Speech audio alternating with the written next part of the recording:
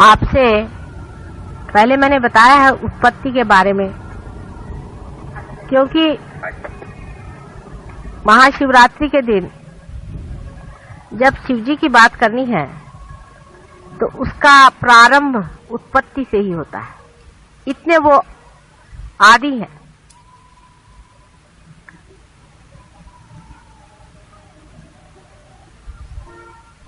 यानी परमेश्वर का जब पहला स्वरूप प्रकटित होता है, यानी मैनिफेस्ट होता है, जबकि वो ब्रह्म से प्रकाशित होते हैं, उस वक्त उन्हें सदाशिव कहा जाता है। इसीलिए शिव जी जो हैं, इनको आदि माना जाता है। ऐसे समझ लीजिए कि किसी वृक्ष को पूर्णतया प्रकटित होने से पहले उसका बीज देखा जाता है, और इसीलिए उसको बीज स्वरूप कहना चाहिए। इसीलिए शिव जी की अत्यंत महिमा है।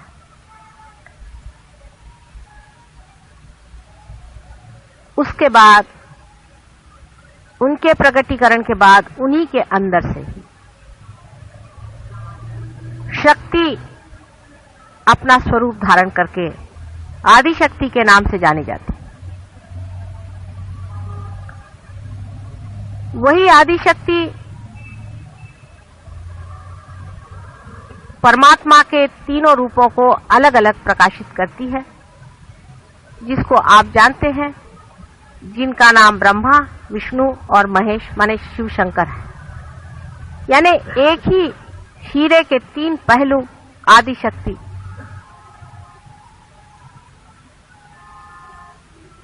छानती हैं। और जब प्रलय काल में सारी सृजन की हुई सृष्टि, सारा मैनिफेस्टेड संसार विसर्जित होता है, उसी ब्रह्म में अवतरित होता है, तब भी सदाशिव बने ही रहते हैं। और उनका संबंध परमात्मा के उस अंग से हमेशा ही बना रहता है, जो कभी भी प्रकटीकरण नहीं होता है, जो कि एक नॉन बीइंग है। परमात्मा की जो शक्तियां प्रकट होती हैं वो बीइंग से होती हैं, और जो नहीं होती है वो नॉन बीइंग की हमेशा बनी ही रहती है। उसमें सदाशिव का स्थान वैसा ही है जैसे एक हीरा टूट जाए, बिखर जाए, कितना भी मिट जाए, उसके कण कण भी हो जाए, तो भी वो चमकता ही रहता है, कभी नष्ट नहीं होती उसकी चमक। उसी प्रकार सदाशिव का स्थान है। सदाशिव से स्थिति बनती है, और संसार के सृजन में जब तक स्थिति नहीं बनेगी, तब तक कोई भी सृजन नहीं हो सकता। पहले स्थिति बनाई जाती है, एग्जिस्टेंस, अस्तित्व लाना पड़ता है किसी भी चीज का। अस्तित्व सदाशिव के ही शक्ति से होता है। इस कारण सृजन में उनका वही हाथ होता है, जैसे किसी बड़ी भारी हवेली में या भवन में उसके नींव का होता है, उसके फाउंडेशन का होता है। वो दिखाई नहीं देती, जो नींव होती है वो दिखाई नहीं देती है, लेकिन उसके बगैर कोई भी बिल्डिंग खड़ी नहीं रह सकती। उसी तरह सदाशिव हमारे अंदर भी हृदय में निवास करते हुए आत्मा स्वरूप होते हैं। जब तक वे अपने हृदय में आत्मा स्वरूप स्थित होते हैं तभी तक हमारा इस संसार में जीवन चलता है। जिस दिन वो अपनी आंखें मूंद लेते हैं उसी दिन हम लोग खत्म हो जाते हैं, इस दुनिया से हम निकल जाते हैं और हमारी स्थिति परलोक में हो जाती है। शिव जी, आप जानते हैं कि हमारे सूर्य नाड़ी पर वास करते हैं, चंद्र नाड़ी पर वास करते हैं, और चंद्र नाड़ी पर बैठे हुए वे स्थिति का सारा कार्य अपने अंदर करते ही हैं। लेकिन हमारा जो प्राण है उसकी भी स्थिति वो बनाए रखते हैं। शिव जी के बगैर हमारे प्राण नहीं चल सकते। अब ये काफी लंबी चौड़ी बातें हैं, वो मेरी किताब में मैंने काफी खोल करके कही हुई है। शिव जी का स्वरूप, वे एक परम सन्यासी, जैसे कि परमात्मा का एक स्वरूप है कि वो अंदर से संन्यास्त है। वो किसी वजह से ये रचना नहीं करते, उनको कोई कारण नहीं है, वे अपने करते हैं, उनकी विम है, उनका मजा है। वो अगर चाहे तो रचना करते हैं, नहीं तो उसे तोड़ देते हैं। एक संन्यास्त आदमी संसार में जो बहुत से विराजते हैं, वे उनके प्रतीक हैं। मेरे संन्यास से अर्थ जो दुनिया में माना जाता उससे नहीं, आप सब जानते हैं। संन्यास उसे कहना चाहिए जो आदमी सेल्फ रियलाइज्ड होकर के उस दशा में पहुंच गया है जहां वो साक्षी है। अंदर से वो संन्यास्त होता है, बाहर से सारे संसार में रहते हुए भी वो महान सन्यासी होता है। उसमें कुछ किसी से बताना नहीं पड़ता कि मैं सन्यासी हूं, मैंने सन्यास ले लिया है। लेकिन जो अंदर से मन हमारे अंदर सन्यास ले लेता है, जो अंदर से संन्यास्त हो जाता है, वो स्वरूप श्री शिव का है। और जो संसार में हम विराजते हैं और संसार के जो कार्य करते हैं और संसार में जितने भी हम भोगते हैं, वो भोक्ता स्वरूप परमात्मा का जो है वो उनका श्री विष्णु का स्वरूप है। इसलिए विष्णु के स्वरूप में वो भोक्ता है, शिव जी के स्वरूप में वो संन्यास है, और ब्रह्मा के स्वरूप में वो सृजन करने वाले, सृजन कार्य करने वाले करता है। इस सन्यासी के और दृष्टि करने से एक अजीब सी चीज दिखाई देती है कि नील वर्ण का इनका शरीर, क्योंकि ये चंद्रमा के लाइन पे बैठे हुए हैं, इनके गले में, हाथ में सर्प लपटे हुए हैं। इनका सारा ही अलंकार सर्पों से हो जाता है। सर्प शीतल होते हैं, शांत होते हैं, दाहकता को पीते हैं, और वो अपने ऊपर सर्प को पाले हुए हैं। माने संसार का जितना भी दुष्ट, जितना भी विपरीत, जितना भी डंक, जितनी भी जबरदस्त चीजें संसार को नष्ट करने वाली हैं, सबको अपने शरीर में समाये हैं। दुनिया भर का गरल वो पिए हुए अपने, आप जानते ही हैं कि उन्होंने गरल को शुरू में ही सारा पी लिया, और जो कुछ भी गरल संसार का होता है वो अपने अंदर पीकर संसार को ठंडा रखते, संसार को सुख देते।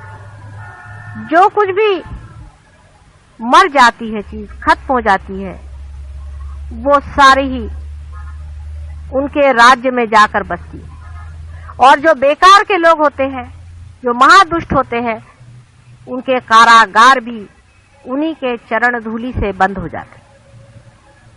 वे लोग बंदिश होते हैं शिव जी की कृपा से। उनके सर पे चंद्रमा का राज्य है। चंद्रमा स्वतः लक्ष्मी के भाई है, और इसीलिए कहा जाता है कि अपने साले को उन्होंने अपने सर पे रख लिया है। बहुत ही उनका अजीब सा वर्णन कवियों ने किया हुआ है और बहुत सुंदर उनके सर पे गंगा का बोझा उन्होंने उठाया हुआ है। माने वो सबका गर्व हरण करने वाले। गंगा जैसी गर्भवती को भी उन्होंने अपने जटा में बांध लिया। इतनी उनकी जटाएं जबरदस्त हैं। मनुष्य में जो अहंकार होता है उसे भी वो अपने अंदर पी लेते हैं और इसी प्रकार वो संसार की अहंकारी लोगों से रक्षा करते। वो अतुलनीय है, उनका कोई वर्णन शब्दों में नहीं कर सकते, लेकिन उनके अंदर एक बहुत ही असाधारण एक शक्ति है जो किसी भी देव देवताओं में नहीं है। वो है क्षमा की शक्ति। वे दुष्ट से दुष्ट महादुष्ट को भी क्षमा कर सकते हैं। जिन्हें गणेश जी क्षमा नहीं कर सकते, जिन्हें यीशु मसीह नहीं क्षमा कर सकते, उनको भी सदाशिव क्षमा कर सकते हैं। इसीलिए हमेशा जब भी क्षमा मांगनी होती है बोलायचं नाही ध्यानाच्या वेळेला कृपा करू। जब भी क्षमा मांगनी होती है तो उन्हीं से क्षमा मांगी जाती है, क्योंकि कुछ कुछ ऐसी बातें हैं जिसे गणेश बिल्कुल नहीं क्षमा कर सकते। जिसे कि हम कहते हैं कि सिन अगेंस्ट मदर, माँ के खिलाफ कोई सा भी पाप करना। जितने भी सेक्स के पाप हैं उसको श्री गणेश कभी भी नहीं माफ कर, कभी नहीं कर सकते। उनको बहुत मुश्किल है मनाना। जीसस क्राइस्ट भी नहीं कर सकते, कभी भी नहीं कर सकते। उनके लिए सिर्फ महादेव श्री शंकर समर्थ है। उनकी बात को ये दोनों भी नहीं टाल सकते, इसलिए उनकी आराधना करनी चाहिए। आश्चर्य की बात है कि महाशिवरात्रि के दिन लोग उपवास क्यों करते हैं। मेरी कुछ समझ में नहीं आता कि ये प्रथा कौन से आधार पर बनाई गई। या तो किसी 420 लोगों ने शास्त्रों में ये बात लिख दी गई। आज के दिन उन्होंने गरल पिया था और आपको भी आज के दिन हर चीज खाने की इजाजत है कि आज आप गरल भी पी लें। तो आज आपने बराबर निकाल लिया कि आज तो हम उपवास करेंगे। मेरा आज इतने जोर से हृदय चक्र से खिंचाव पड़ रहा है। जिस सहज योगी ने आज उपवास किया है मेरे हृदय चक्र को खींचे जा रहा है। अंधाकरण नहीं करना चाहिए सहज योगियों को। सोच लेना चाहिए कि जो दिन बड़ा ही सेलिब्रेशन का है, जिन्होंने गरल पी करके संसार में विजय प्राप्त की, उस शिव जी का जब इतना बड़ा महोत्सव है, उस दिन भूखा मरना किसने बताया है। जिस दिन मनुष्य खुश होता है उस दिन ज्यादा ही खाता है। आज तो 2 रोटी ज्यादा खाने का दिन है। आज सबने उपवास करके रखा हुआ है और इसलिए शिव जी सबसे नाराज हैं। और इस चीज को शिव जी भी नहीं माफ कर सकते। तो हो गया आप लोगों का कल्याण। तभी आजकल सब दूर इतने बड़े बड़े शिव भक्तों के पहले हार्ट अटैक आता है। आज खुशियां मनाने का दिन कि उन्होंने सारे संसार का जो कुछ भी गरल था उसे पी लिया।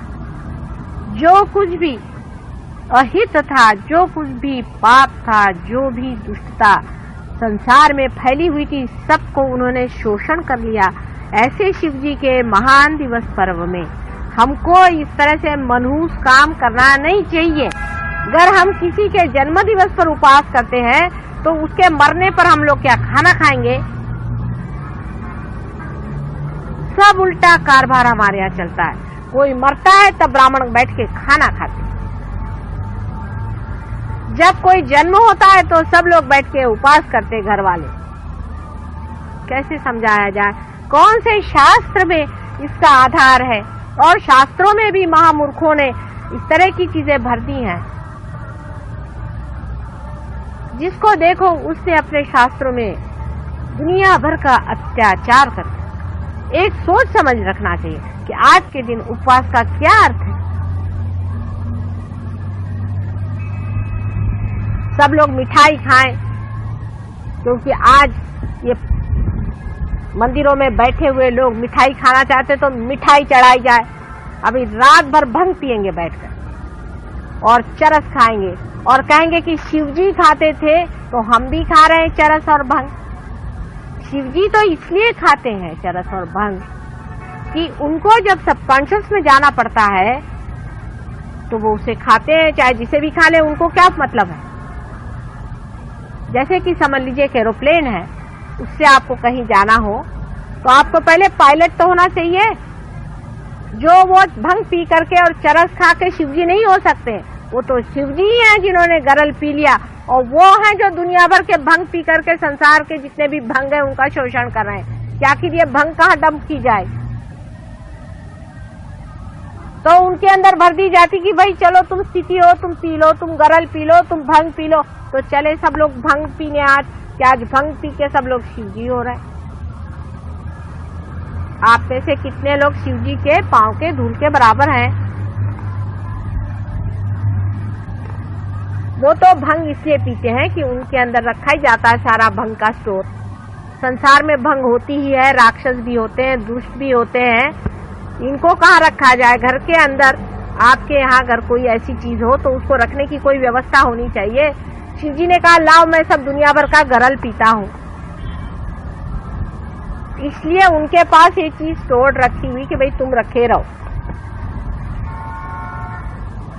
तो आप लोग जो उनके नाम से भंग और चरस पीते हैं, इनसे बड़े महामूर्ख संसार में कोई है।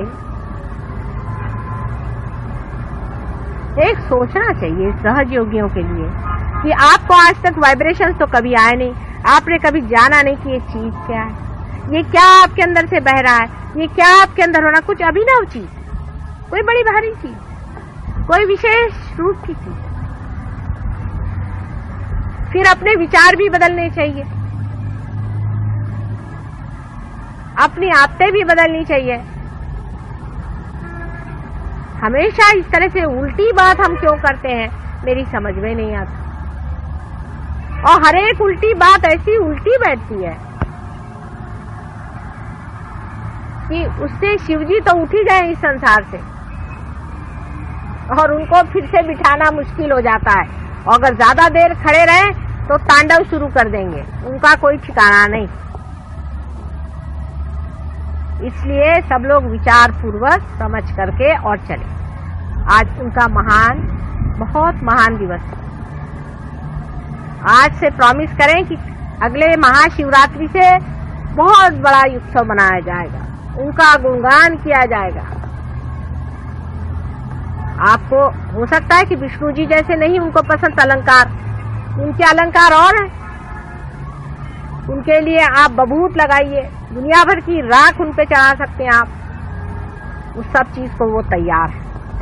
लेकिन उन्होंने उपवास करने की बात कही हो ये तो मुझे पता ही नहीं। व्रत करना शब्द ही बदल गया, व्रत का मतलब उपवास करना हो गया। ऐसे वक्त करना चाहिए जैसे जिस टाइम रामचंद्र जी वनवास गए तब व्रत करना चाहिए। जब रिपेंटेंस की बात हो, जब पश्चाताप हो रहा हो, उस समय का उपवास समझ में आता है। अब क्या आपको पश्चाताप हो रहा है क्या कि उन्होंने गरल पी लिया? सोचने की बात है। सारे संसार की विपद, सारे संसार की आफतें, सारे संसार का गरल आज के महान दिवस में उन्होंने पी लिया। इसलिए आज को महाशिवरात्रि कहते हैं। सारी रात उन्होंने ले लिया अपने अंदर।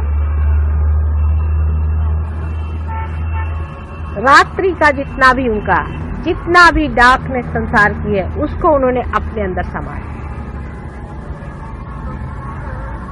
अब मैं आपके लिए कोई फोर्स तो करती नहीं हूँ, लेकिन आप करके देखिए। अभी आप निश्चय करें इसी वक्त कि अगले महाशिवरात्रि से हम उपवास बिल्कुल नहीं करेंगे, और वाइब्रेशन देखिए कितने जोर से आते हैं। और माफी मांगिए। चलो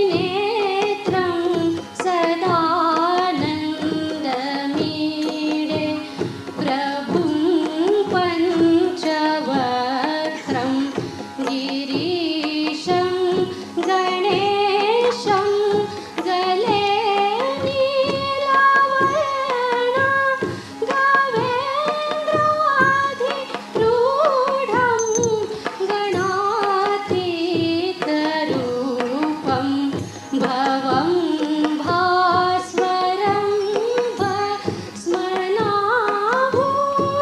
भस्मनाभूषिताङ्गं भवानी कलत्रं भजे पञ्चवक्त्रं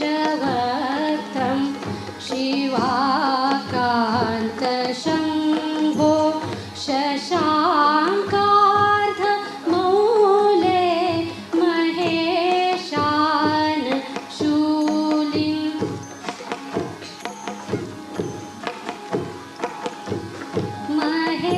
महेशान शूलिं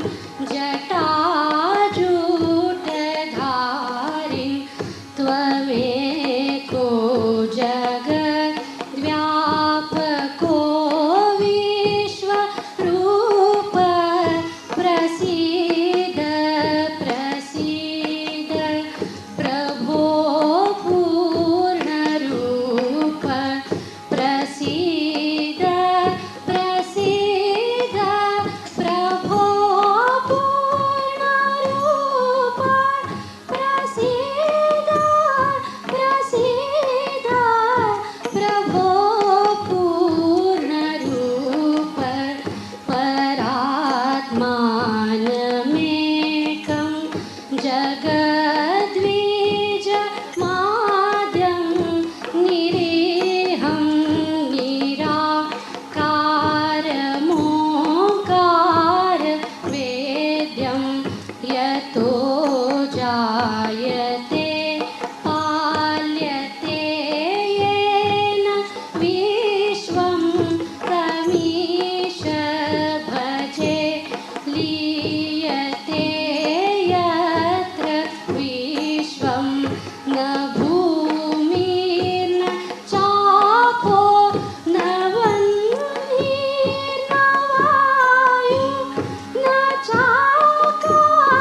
चाकाशमास्ते न तन्द्रा न निद्रा न ग्रीष्मो न शीतं न देशो न वेशो न यस्यास्ति मूर्ति स्त्रीमूर्ति तमीरे अजं शाश्वतं कारणं कारणानां शिवं केवलं भासकं भासकानां तुरीयं तमः पारमात्यन्तहीन प्रपदे परं पावनं द्वैतहीनं नमस्ते नमस्ते विभो विश्वमूर्ते नमस्ते नमस्ते चिदानन्दमूर्ते नमस्ते नमस्ते तपोयोगगम्य नमस्ते नमस्ते श्रुतिज्ञानगम्य